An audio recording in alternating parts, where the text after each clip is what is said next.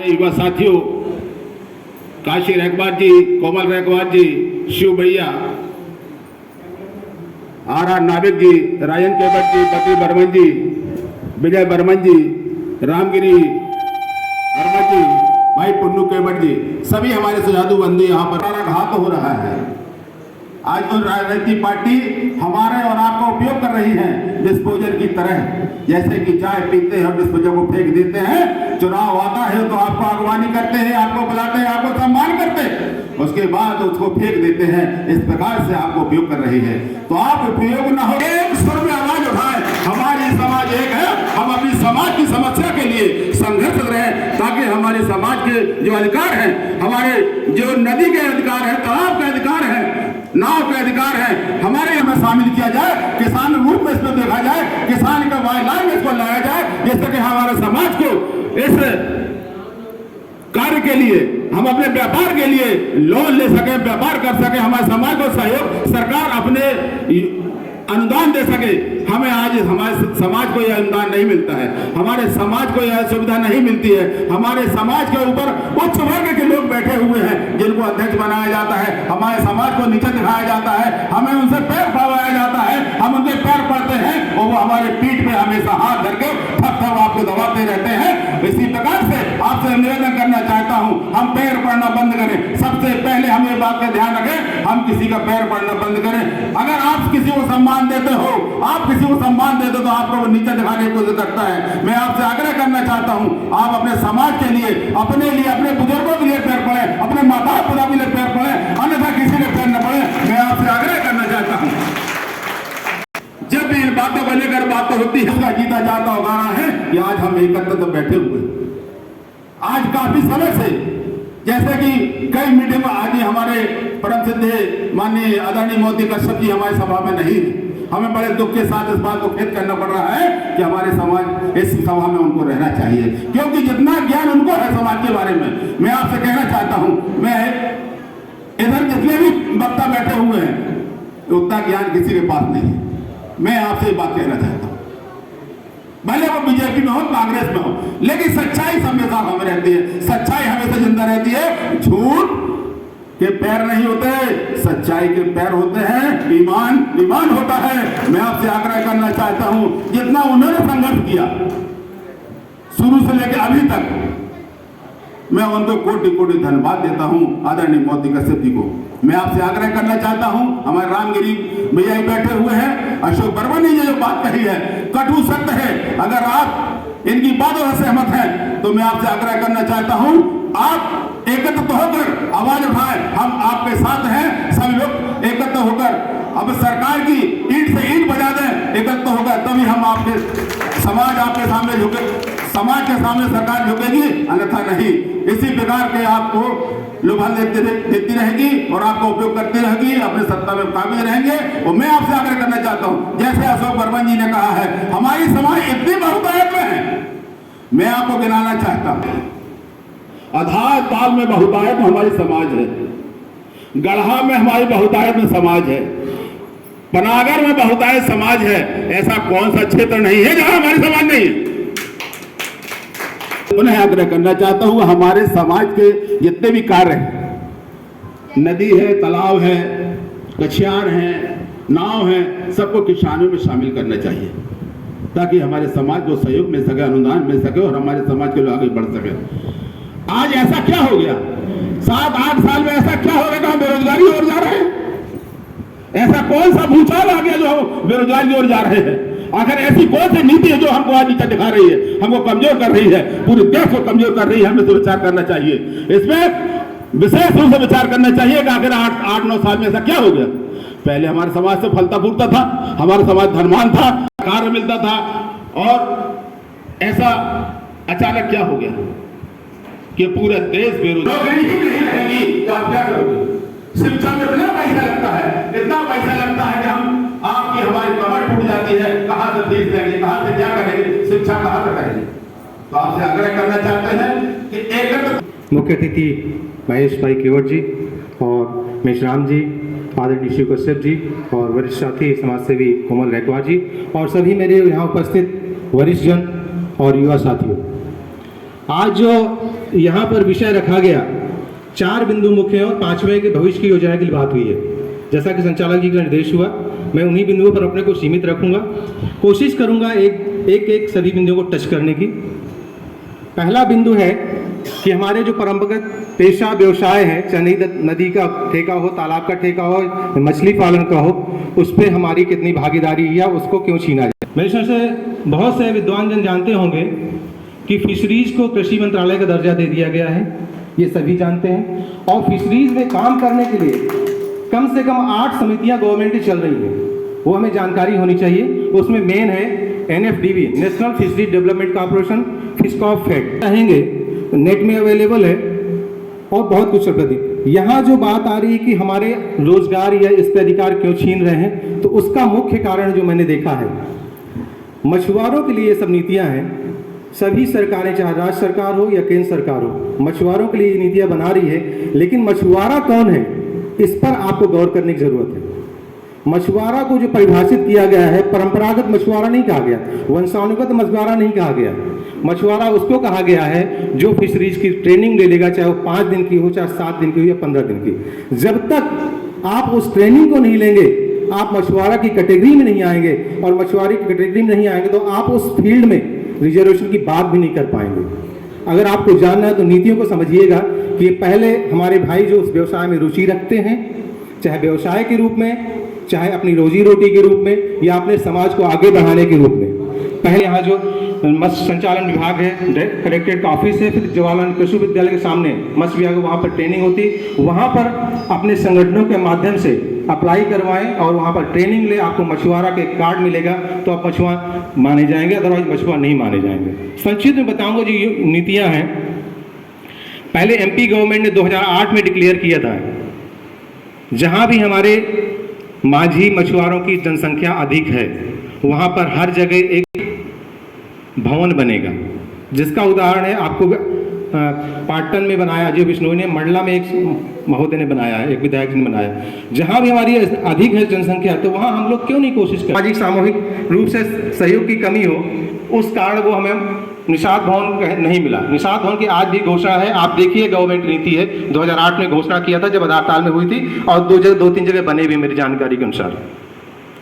अगर आप फिशरीज में जाते हैं तो जो जितनी भी नीतियां हैं, अगर महिलाओं का समूह बना के कोई फिशरीज % सब्सिडी है, पुरुष कहता व्यवसाय तो 50% की सब्सिडी है।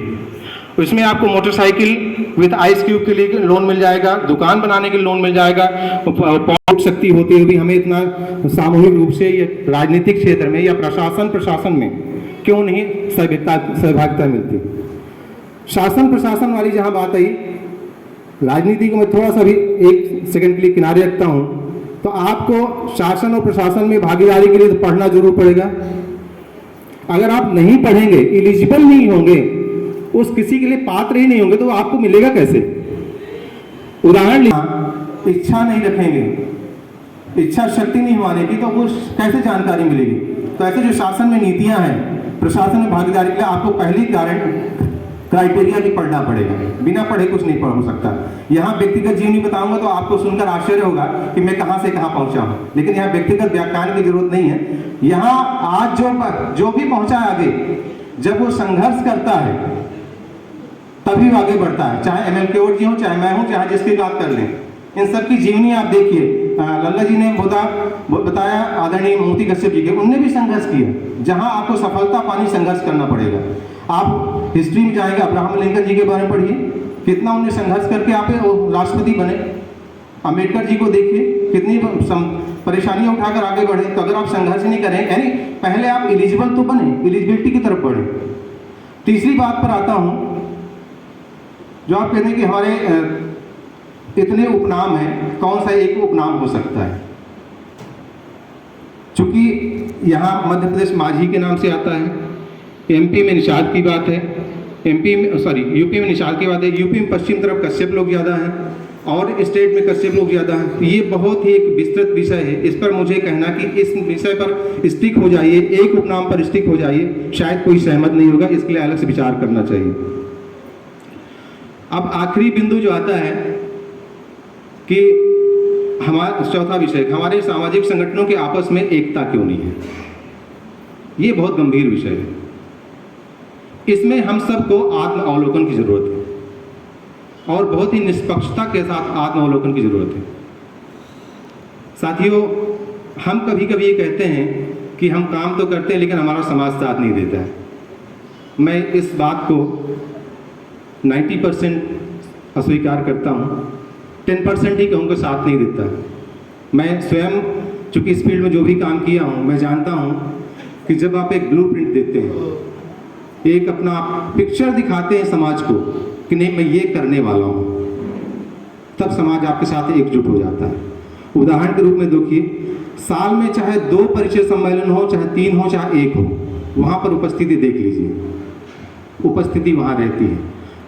तो अगर आप समाज को एक ब्लूप्रिंट देंगे कि हम ये करने वाले हैं और ऐसे करेंगे, तो समाज आपका आगे बिल्कुल पीछे पीछे चल देगा, साथ देगा, बखूबी साथ देगा।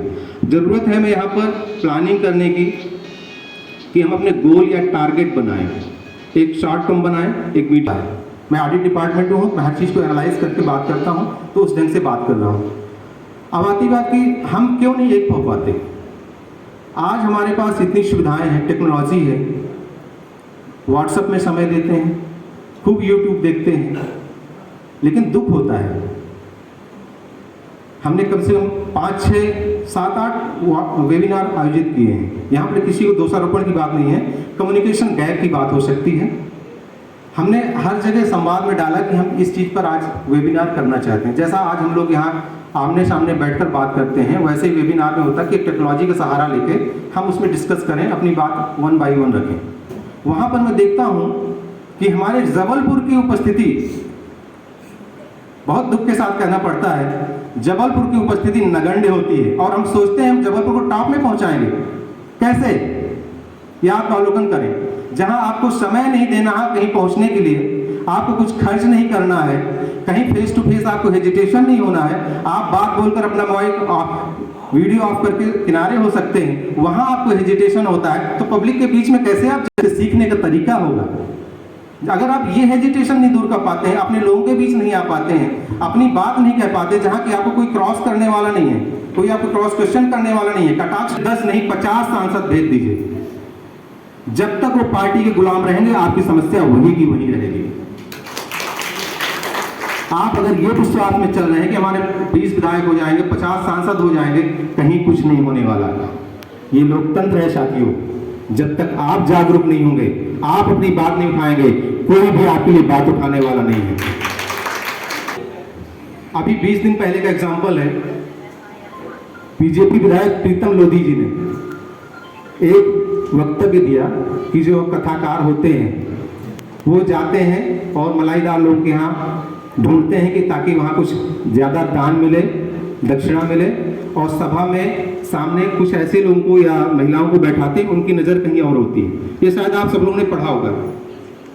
उस घटना को सोचिएगा जरा, केवल एक आदमी ने ऐसा बोला और उसमें 90% सच्चाई भी है।